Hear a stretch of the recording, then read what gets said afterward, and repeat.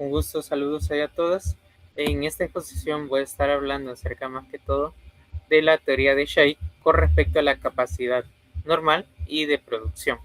Este esta exposición está basada en su capítulo número 12. Para comenzar, me gustaría hablar acerca de la naturaleza del YRN, que es el producto de capacidad normal. Este es el nivel de producción que se genera cuando se tiene la tasa de utilización económicamente deseada y esta por ende define el uso del stock de capital. En otras palabras, para verlo más sencillo, es determinado por la igualdad entre el uso efectivo de la maquinaria y el uso deseado de esa maquinaria. El uso deseado es el determinado por la tasa de utilización del stock de capital, es decir, el nivel que minimiza los costos unitarios. Ahora bien, este YRN de producción, bueno, es diferente al nivel de producción efectivo. El efectivo gira en torno a lo normal.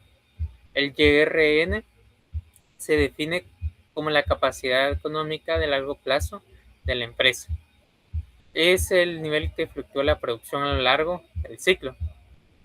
En sí, en los auges la producción efectiva supera el YRN, pero en periodos de crisis la producción efectiva por la que produce realmente la empresa es mucho menor y cae por debajo del YRN.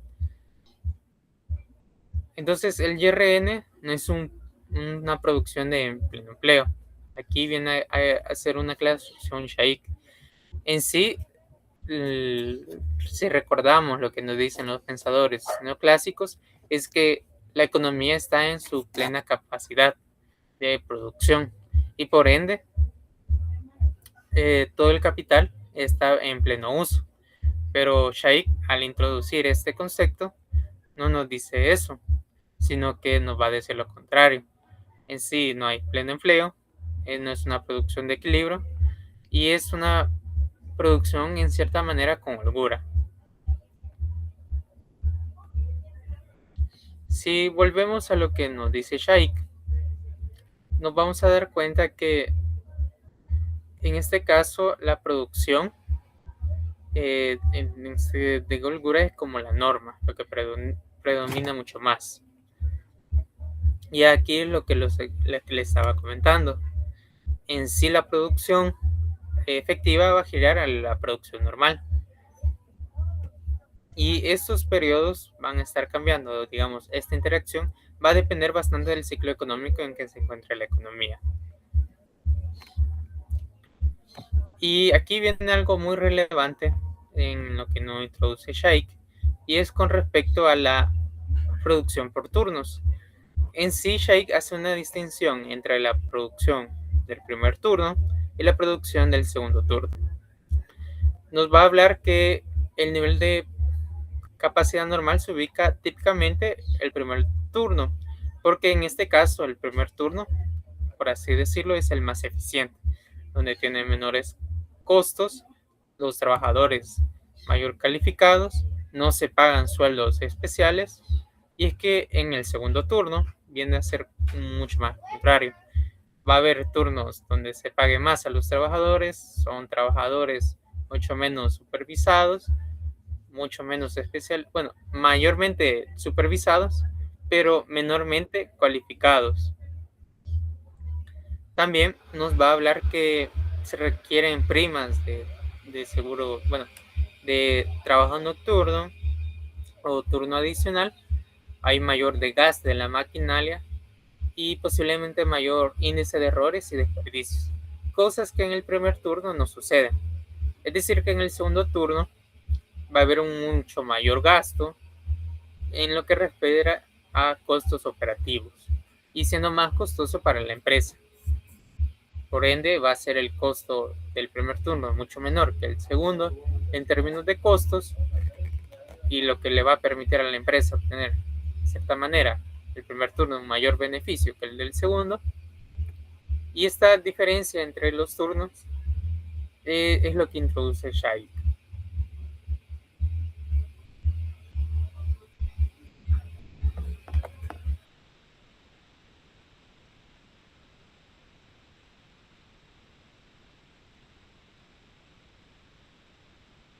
no capacidad o total capacidad sin dañar la maquinaria como tal. Es, por así decirlo, el uso máximo que se le puede dar a la planta y a la maquinaria sin perjudicar a la propia maquinaria. Ahora bien, nos habla de una brecha entre la capacidad de ingeniería máxima y la producción de YRN que habíamos visto anteriormente. Ahora bien, esta diferencia es a lo que nosotros venimos a referirnos a la producción con holgura. Y es que en sí, esta diferencia o esta brecha no se hace como un porqué, sino que hay motivos detrás para justificar esta diferencia. Y una entre ellas es que se hace esta diferencia para establecer que en periodos de producción se puede responder ante estímulos de la demanda, ante auges que la demanda quiera o mayor demanda de oferta, entonces se pueda responder ante esa satisfacción, o mejor dicho, querer satisfacer esa demanda. Entonces vamos a estar hablando de manera general de la tasa efectiva. En sí, Shaikh nos introduce una tasa de física máxima, el UK máximo. En sí, este es el porcentaje o el índice de que nos habla de la relación entre la producción real efectiva, es decir, YR y la producción de capacidad normal, el YRN.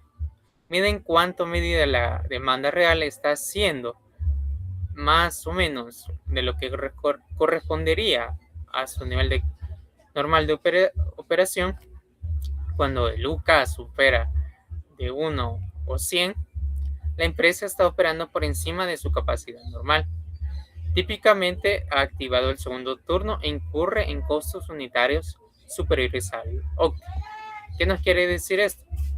Que como tal, si el UK nos dice que tenemos un valor de 120, tenemos mayor uso de la capacidad normal, pero también esto nos va a llevar a que utilicemos también el segundo turno de la producción, que significa mucho más costos. En sí, la demanda va a jugar un rol más importante a la hora de definir cuánto se quiere producir y va a determinar de qué manera el empresario va a determinar esa inversión que quiere obtener dependiendo obviamente de la demanda. Entonces, el estímulo que se va a ver de manera general, el impacto de un estímulo depende de la posición efectiva entre la producción efectiva y respecto a la normal. El YRN cuando es menor, cuando el YRN es mayor que el YR, este estímulo se va a dar en empleo. Ahora bien, cuando la producción efectiva es igual a la producción de capacidad normal, va a haber un estímulo mixto.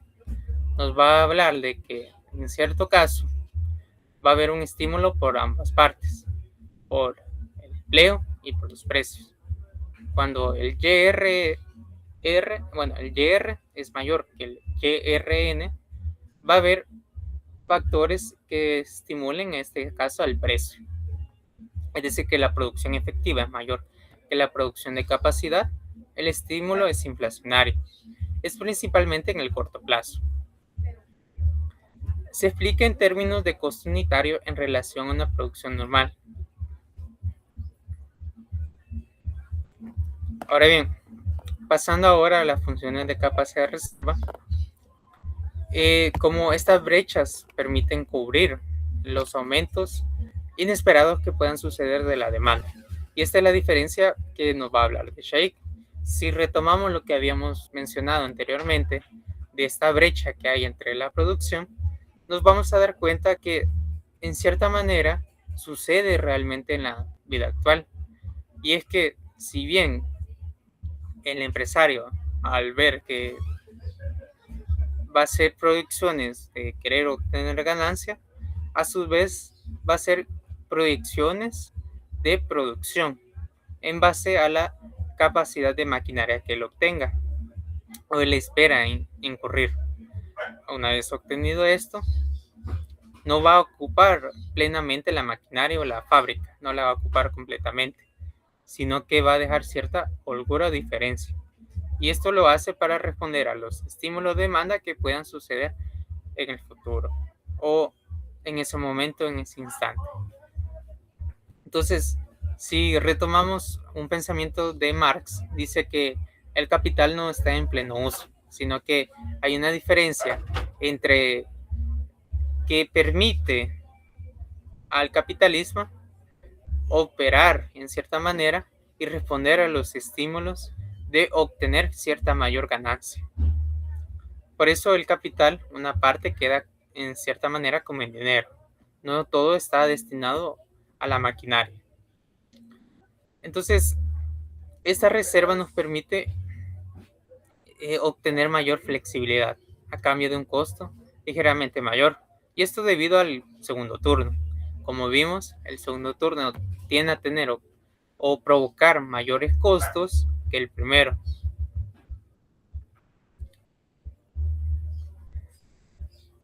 Ahora bien, esta capacidad ociosa permite inundar el mercado y bajar el precio si entra un nuevo competidor.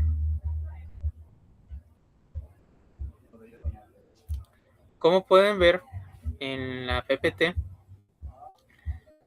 vamos a estar hablando también de esta señal como positiva, cuando el inventario efectivo es mayor que el deseado. Esto va a provocar una reducción de la producción, un recorte de turnos. También nos habla de un ajuste real. Esto no es un fallo del mercado, es el mecanismo de coordinación de la oferta y la demanda. De cierta manera, Shaikh, si bien critica bastante en este caso a los neoclásicos, incluye o en cierta manera reinterpreta variables que los neoclásicos ya habían planteado anteriormente, o mejor dicho, desde los primeros pensadores clásicos de la economía.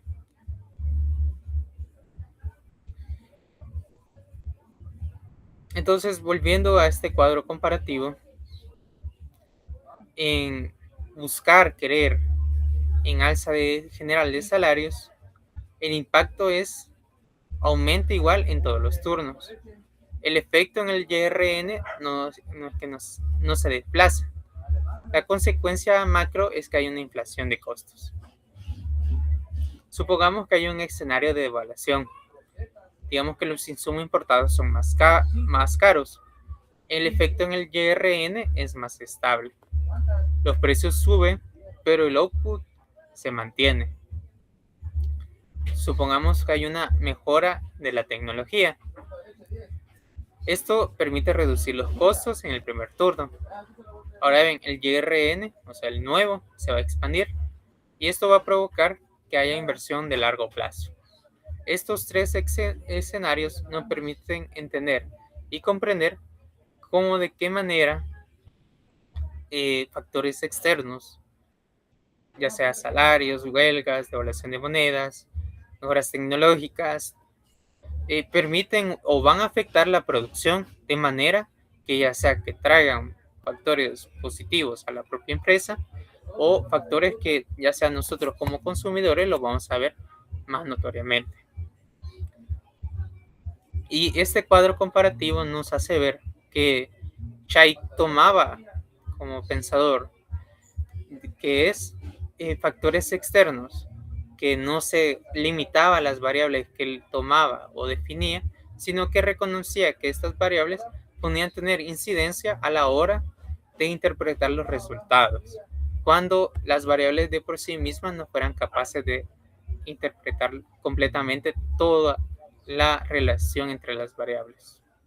Así que esto sería todo de mi parte, así que muchas gracias.